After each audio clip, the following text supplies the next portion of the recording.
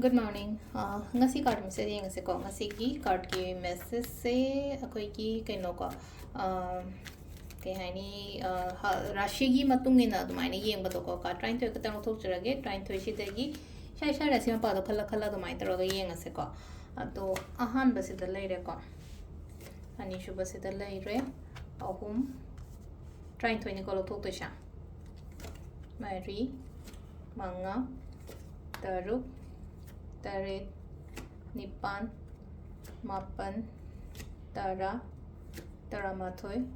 Taranitoy. Kwai han bako mesha shigi nga se mesha shigi na kaino lai se ko mesha shigi na se lai se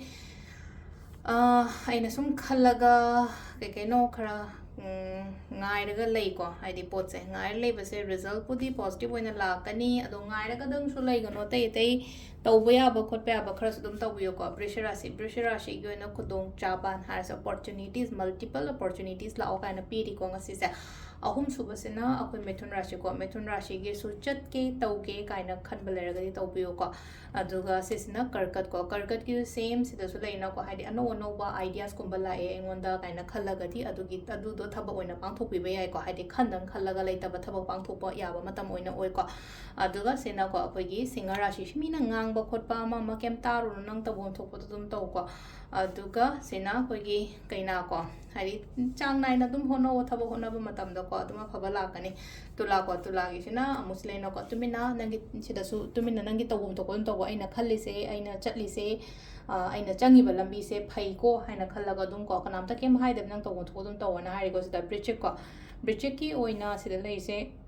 amana amagi haidi mating gumba tawna ba understanding leina thabak tawmina ba khomina ba ko relationship ta ga haraga su relationship yam phana lai ko dhanu ko nungai ta ba khota ba da khanjalaga leigano ko haidi ngasai gi haidi sum